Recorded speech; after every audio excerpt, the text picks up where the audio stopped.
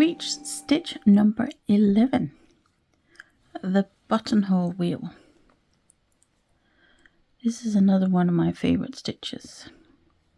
I really like this little wheel. It's like a little flower, but you can also do it large like this. But what is also really fun is that you can use it in segments. We're not going to use segments in the sampler, although you can if you want to.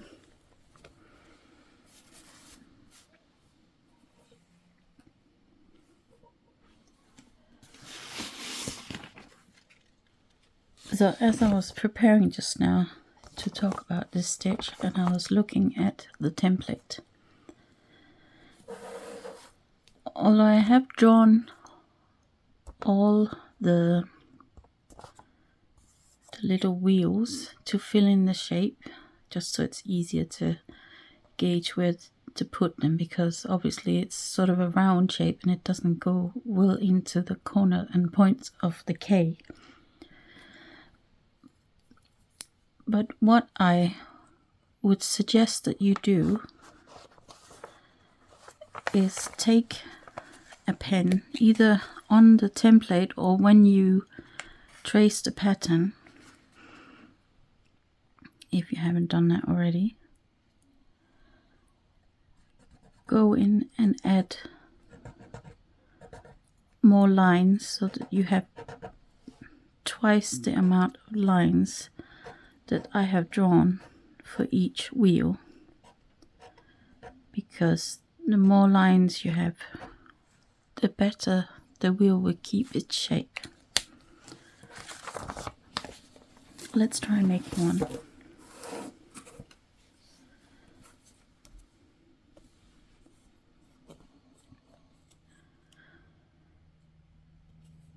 So when you're tracing the pattern, again, if you haven't done it already, you don't actually have to draw the circle, because the stitch makes the circular shape.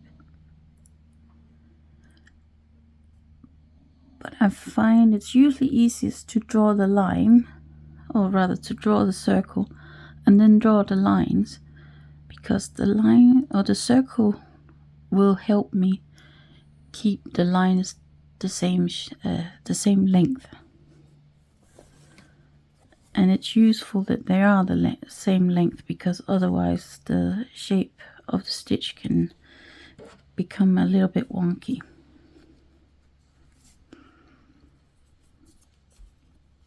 Right, so you come up from the back, as always,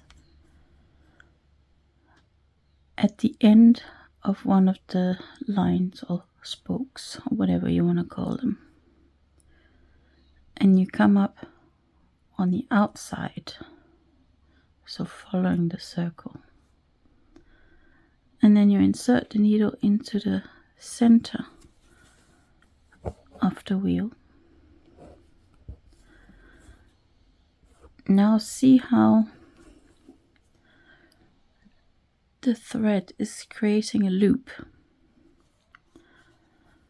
I like to catch this loop with my thumb or my finger, depending on how I'm holding the hoop, so that I don't risk pulling it down like that, because you want that loop to create the lines in the wheel. So for the next spoke, I come up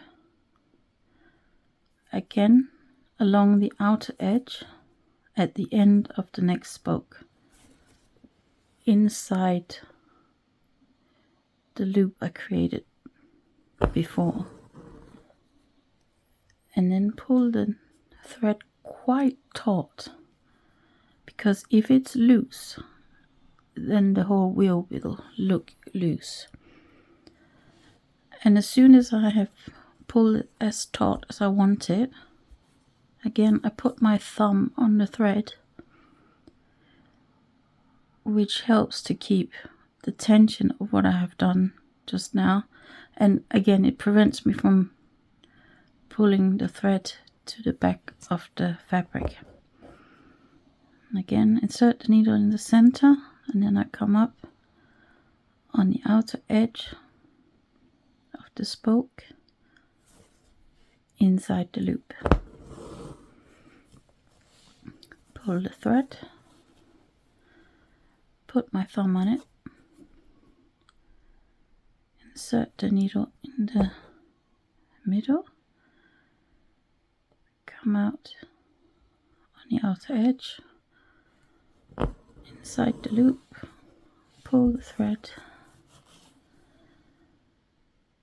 and insert it in the middle.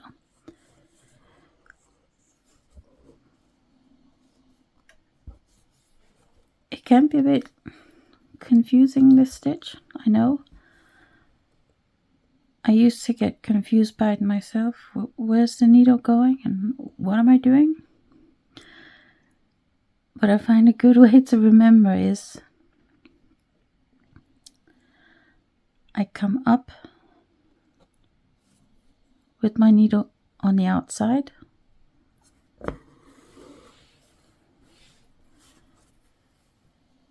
and I go down on the inside. So up outside, down inside, up outside, down inside. And remember, you always come up inside the loop, because if you don't, there will be no stitch.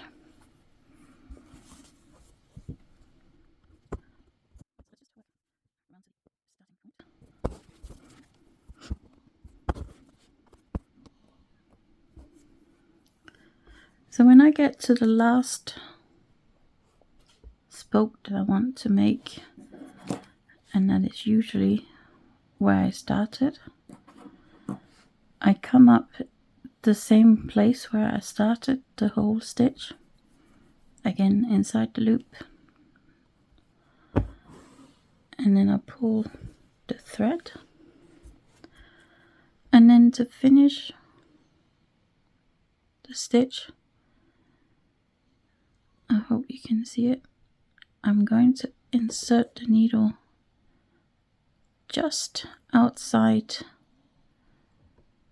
the thread, the thread of the loop, and that will hold the whole thing in place, like that.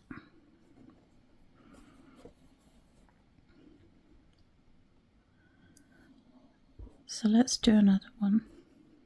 Again, come out from the outside. So I want to show you, I've drawn quite a lot of spokes here, but I want to show you what happens if I just ignore those and I just do them quite far apart.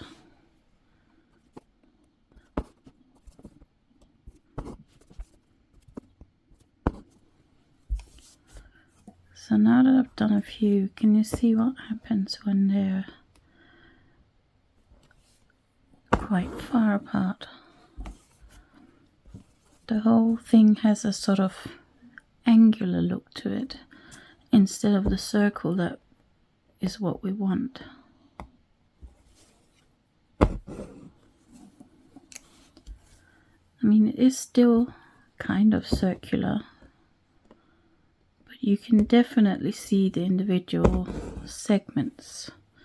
You notice them a lot more than you do down here.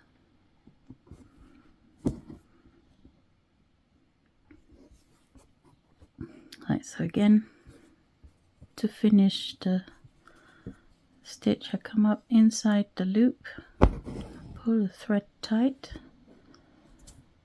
and then I insert the needle just outside to lock it in place.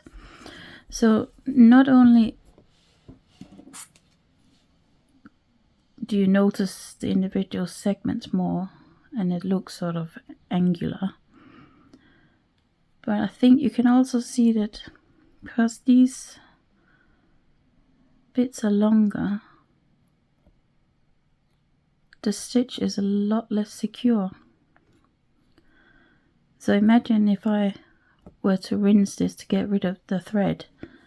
If I just touched it a little bit with my finger to get rid of the pen, it really starts to lose its shape. It will be a lot less likely to do that here where they're closer together.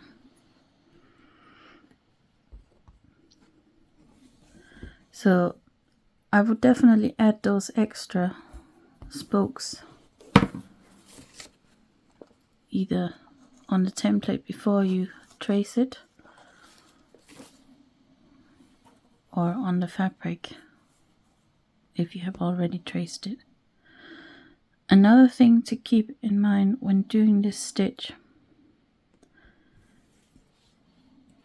is that it's best to have an uneven number of spokes, because if you have an even number, especially if that number is 8, then it starts to look more like a square than a circle, and that's not what you want.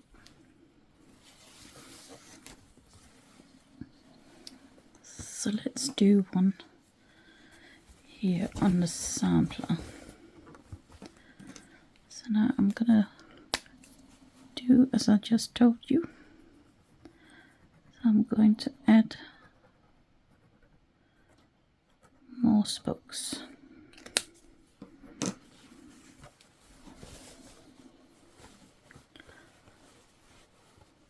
So I come up on the outside line at the end of one of the spokes, put my thumb on the thread and insert the needle in the center.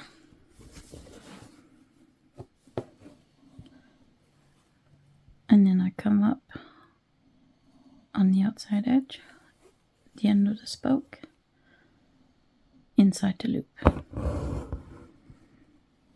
and pull the thread quite taut.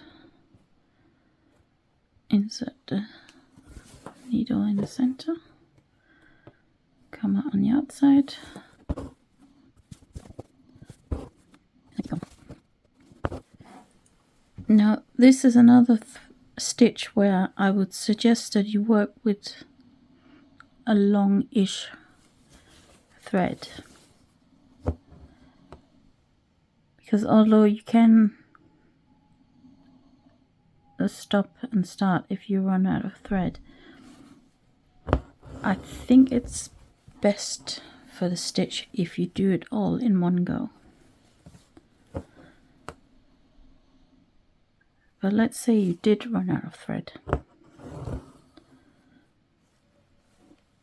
So let's say I have run out of thread right here. So then what you do is, just as you would if you're finishing the whole thing, insert the needle just outside the loop from the last stitch, like that. And then what you have already stitched is secure. So then you would tie off your thread on the back and cut it off. Well, obviously I'm not going to do that, so let's pretend that I'm starting with a fresh thread. So now you're gonna want to come up just inside the loop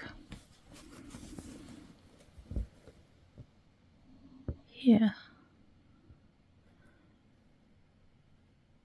in that corner, like that. Not sure what's going on the back. Let's try that again.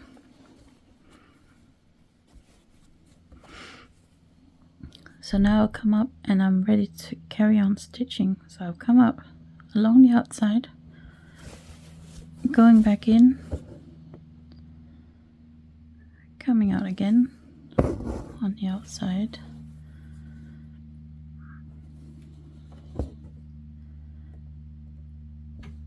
and then I can carry on. So the reason why I prefer to do the whole thing in one go is that you can get exactly what's happened here, that you can see the change. It's very subtle, and if you don't know that you're looking at it, you might not notice it, but I notice it, so, and it annoys me, so I try to avoid it.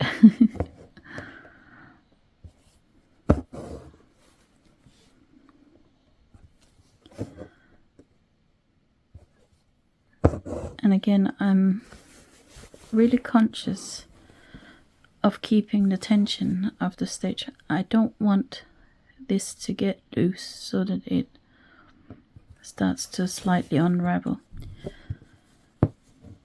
Usually you can't avoid it completely, but you can do your best to limit how much it's going to happen and how bad it will be.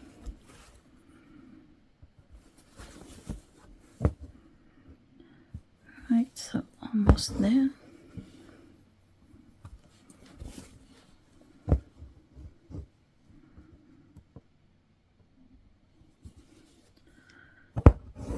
Right, I can finish off, do a little tiny stitch on the outside. So that's the first wheel done. Again, because the stitch doesn't want to fill out the points and the corners, what you can do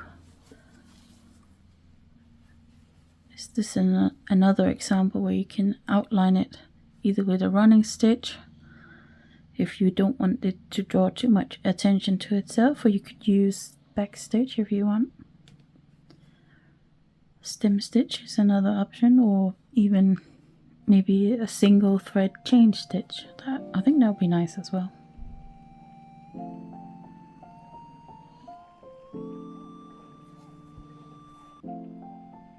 The tutorial you have just watched is part of a series of 31 stitch tutorials that I have made to go along with the pattern for this embroidery stitch sampler. I hope you enjoyed the tutorial. If you want to check out the pattern, you can find the link in the description. And whatever you're making, happy stitching!